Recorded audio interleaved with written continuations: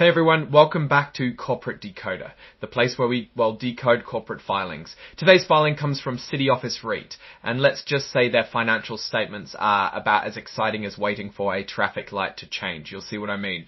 This report is their 10Q, basically a financial checkup for the first 3 months of 2025.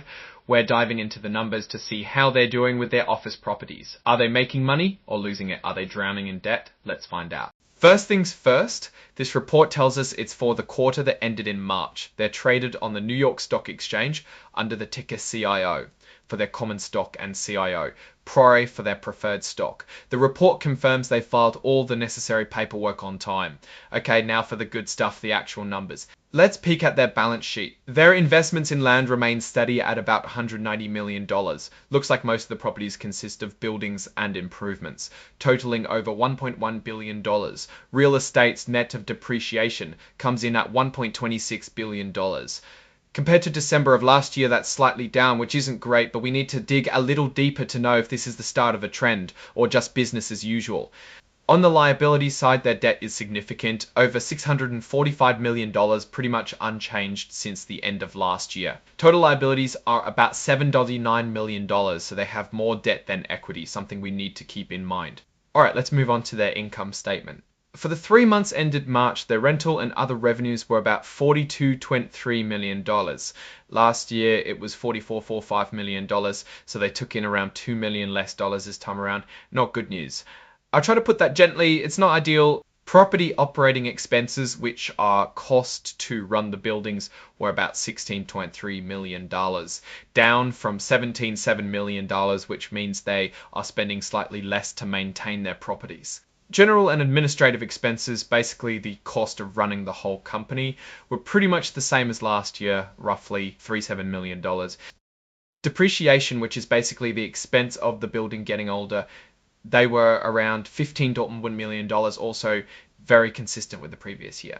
This all boils down to an operating income of around $7.1 Last year it was almost $8 million, so their income from running the properties is shrinking. Interest expense, however, is costing them $8.6 million. So even though their real estate business earns $7.1 million, they are left with a $1.4 million loss because of high interest. And because they also need to pay dividends to preferred stockholders, which is about $1.8 million, that makes their net loss attributable to common stockholders a negative $3.5 million. Last year, this number was negative $2.4 million.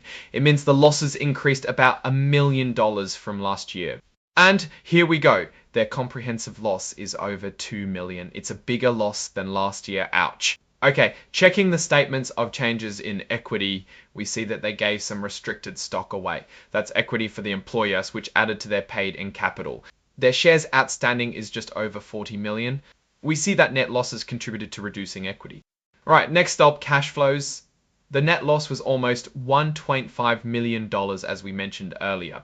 Depreciation adds back over $15 million. Looking at what's going on to the balance sheet, some changes. The rents receivable net amount decreased by almost $1 million. It might mean the company is having more difficulty collecting rent. Other assets are also down. They paid almost $9 million in cash for interest. This shows that the interest expenses are not just some accounting number, and the cash is literally walking out the door. Moving on, let's take a look at the acquired lease intangibles.